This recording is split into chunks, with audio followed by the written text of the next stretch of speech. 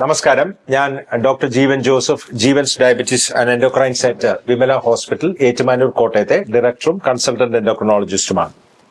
ഇന്ന് നമ്മൾ ഡിസ്കസ് ചെയ്യുന്നത് പല പേഷ്യൻസും, പ്രത്യേകിച്ച് യങ്സ്റ്റേഴ്സും അതുപോലെ തന്നെ പ്രായമുള്ളവരും പലരും ചോദിക്കുന്ന ഒരു ചോദ്യമാണ്: കൊളാജൻ എടുക്കേണ്ട ആവശ്യമുണ്ടോ?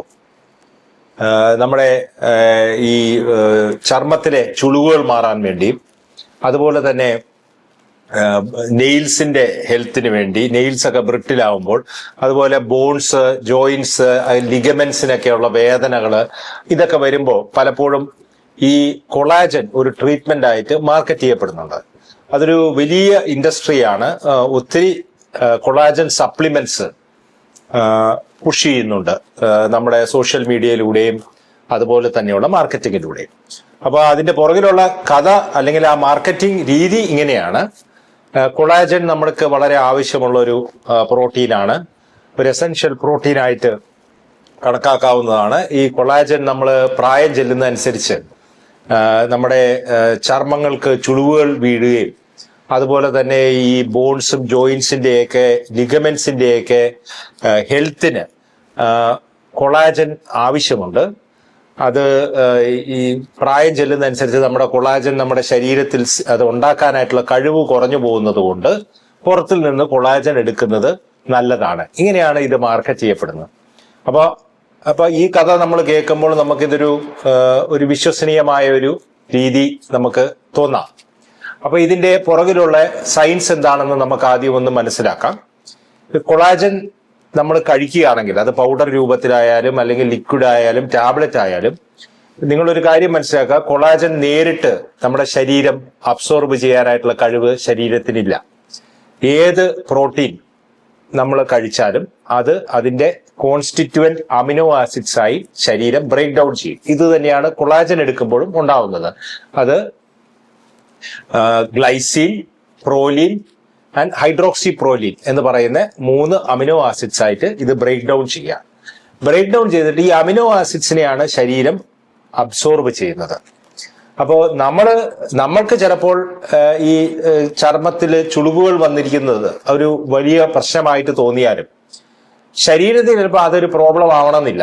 അപ്പോൾ ഈ ബോഡി ഇത് അബ്സോർബ് ചെയ്ത് കഴിയുമ്പോൾ ഈ അമിനോ ആസിഡ്സ് ഏറ്റവും ആവശ്യം തോന്നുന്ന അല്ലെങ്കിൽ ചെയ്യേണ്ട പ്രക്രിയയിലേക്ക് അത് ഡൈവേർട്ട് ചെയ്യും. എന്ന് വെച്ചാൽ നമ്മൾ കൊളാജൻ കഴിക്കുന്നത് കൊണ്ട് അത് അമിനോ ആസിഡായിട്ട് ബ്രേക്ക് ഡൗൺ ചെയ്ത് അബ്സോർബ് ചെയ്യുമ്പോൾ അത് നേരെ സ്കിന്നിൽ പോയി നമ്മുടെ ചുളിവുകൾ ശരിയാക്കുന്ന ഒരു പ്രവൃത്തി അത് ചെയ്യണമെന്ന് നിർബന്ധമൊന്നുമില്ല. അതുപോലെ തന്നെ എവിടെയാണോ ഈ അമിനോ ആസിഡ്സ് ആവശ്യം, നമ്മുടെ ശരീരത്തിലെ ഒട്ടുമിക്ക ആക്ടിവിറ്റീസിനും ഈ അമിനോ ആസിഡ്സ് എല്ലാം യൂസ്ഫുൾ ആണ്. അപ്പോൾ ആ ആസ്പെക്ട് ഏതാണോ നമുക്ക് ഇമ്പോർട്ടന്റ് ആയിട്ട് ആ സമയത്ത് ബോഡി ഡിസൈഡ് ചെയ്യുന്ന അങ്ങോട്ട് ഇത് ഉപയോഗിക്കും. അല്ലാതെ നമ്മൾ കൊളാജൻ ടാബ്ലറ്റ് ആയിട്ടോ പൗഡർ ആയിട്ടോ എടുക്കുന്നത് കൊണ്ട് അത് ഈ നമ്മൾ ഉദ്ദേശിക്കുന്ന സ്കിന്നിലോ അല്ലെങ്കിൽ ബോണിലോ അല്ലെങ്കിൽ ലിഗമെന്റിലോ എല്ലാം അത് വന്ന് അത് തിരിച്ച് കൊളാജനായി നമ്മുടെ അവിടെ വന്ന് നമ്മളെ സപ്ലാന്റ് ചെയ്ത് അത് റെഡിയാക്കണം എന്നുള്ള ഒരു, അല്ലെങ്കിൽ റെഡിയാക്കുന്നത് 100% ഉറപ്പാണെന്ന് നമുക്കൊരിക്കലും പറയാൻ പറ്റില്ല. ഇതാണ് നമ്മൾ മനസ്സിലാക്കേണ്ട ആദ്യത്തെ ആസ്പെക്ട്. അതുകൊണ്ട് നമ്മുടെ ഈ നാച്ചുറലായിട്ട് നമുക്കിത് ബൂസ്റ്റ് ചെയ്യാനും അല്ലെങ്കിൽ ഡാമേജ് നമ്മുടെ സ്കിന്നിലും മറ്റു കാര്യങ്ങളിലൊക്കെ ഇതുപോലെയുള്ള റിങ്കിൾസും മറ്റു കാര്യങ്ങളൊക്കെ വരുന്ന ഡാമേജ് തടയുന്ന രീതിയിൽ നമുക്ക് എന്തൊക്കെ യൂസ്ഫുൾ ആയിട്ട് ചെയ്യാം എന്നുള്ളതാണ് ഒരുപക്ഷെ നമ്മൾ ഈ ഒത്തിരി വില കൊടുത്ത് ഈ കൊളാജൻ സപ്ലിമെന്റ്സ് എടുക്കുന്നതിനേക്കാളും ഒരുപക്ഷെ നല്ലത്. അപ്പോൾ ഈ സ്കിന്നിലെ ഡാമേജും റിങ്കിൾസും അത്തരം കാര്യങ്ങളും ഒക്കെ നമുക്ക് അത് കുറയണമെങ്കിൽ നമുക്ക് ചെയ്യാൻ പറ്റുന്ന നാച്ചുറൽ ആയിട്ടുള്ള കുറെ കാര്യങ്ങളുണ്ട്. ഒന്ന്, അധികം സൺലൈറ്റ് എക്സ്പോഷർ ഒരുപാട് കൂടുതൽ വരുന്നത് അവോയ്ഡ് ചെയ്യുക.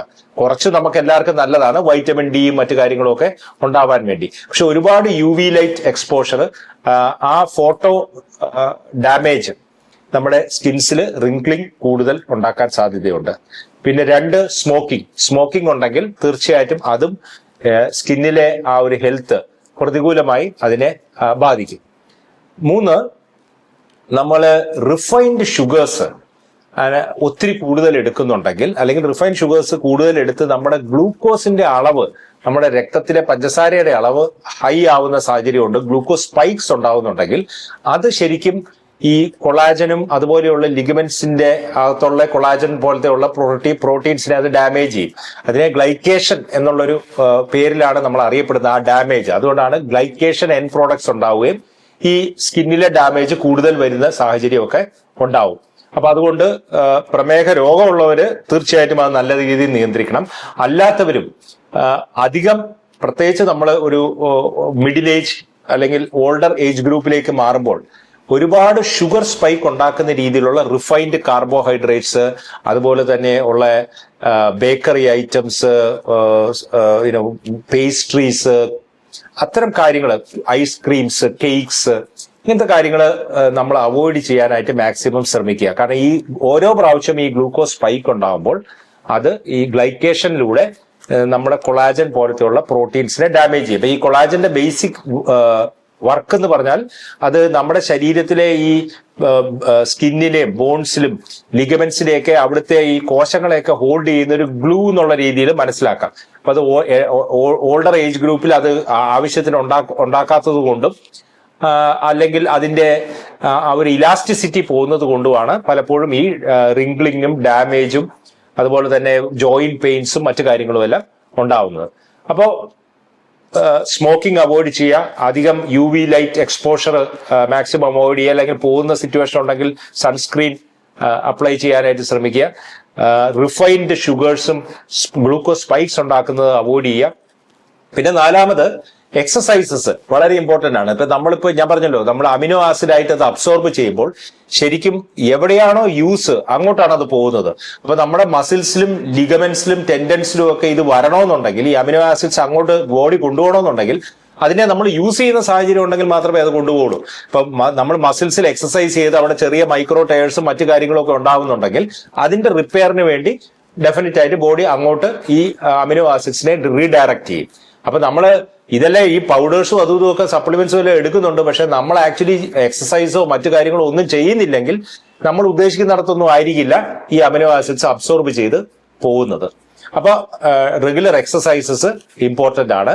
അതുപോലെ തന്നെ നാച്ചുറൽ ആയിട്ടുള്ള കൊളാജൻ ഉള്ള സോഴ്സ് ഉണ്ട്. ഇതൊരു വളരെ അബണ്ടന്റ് പ്രോട്ടീൻ ആണ്, അല്ലാതെ അത്ര റെയർ ആയിട്ടുള്ള ഒരു സാധനമൊന്നുമല്ല. ഷെൽ ഫിഷ്, അതുപോലെ തന്നെ ഫിഷ്, നോൺ വെജിറ്റേറിയൻ ഓപ്ഷൻസ്, അതുപോലെ തന്നെ പയറുവർഗ്ഗങ്ങള്, ലെന്റിൽസ്, ഇതിലെല്ലാം ആവശ്യത്തിനധികം തന്നെ കൊളാജൻ ഉള്ളതാണ്. അപ്പൊ നമുക്ക് നാച്ചുറൽ സോഴ്സിൽ കൂടെ തന്നെ ഇത് എടുക്കാവുന്നതാണ്. അല്ലെ ഒരുപാട് പൈസ കൊടുത്ത് സപ്ലിമെന്റ്സ് ഒന്നും ആയിട്ട് ഇത് എടുക്കേണ്ട ആവശ്യം പലർക്കും അതിന്റെ ഒരു ആവശ്യം ശരിക്കും മെഡിക്കലി നമുക്ക് ഉണ്ടെന്ന് എനിക്ക് തോന്നുന്നില്ല. നമുക്ക് നാച്ചുറൽ ആയിട്ടുള്ള രീതിയിലൂടെ ഈ പ്രശ്നങ്ങളെ നമുക്ക് കൈകാര്യം ചെയ്യാവുന്നതാണ്. ഇനിയിപ്പോ സൈഡ് ഇഫക്ട്സിനെ കുറിച്ച് പറയാനാണെങ്കിൽ അമിതമായി എടുക്കുകയാണെങ്കിൽ എല്ലാത്തിനും സൈഡ് ഇഫക്ട്സ് ഉണ്ട്. അതുപോലെ തന്നെ കൊളാജൻ പൗഡേഴ്സും സപ്ലിമെന്റ്സും അങ്ങനത്തെ കാര്യങ്ങളൊക്കെ അമിതമായി എടുക്കുകയാണെങ്കിൽ പലപ്പോഴും ഇതെല്ലാം ഷെൽഫിഷിൽ നിന്നൊക്കെ ഡിറൈവ് ചെയ്തിരിക്കുന്നതുകൊണ്ട് കാൽസ്യം കൂടാനും കിഡ്നിയുടെ അകത്ത് കല്ലുണ്ടാവാനും ഒക്കെയുള്ള സാധ്യതകൾ തള്ളിക്കളയാൻ പറ്റില്ല.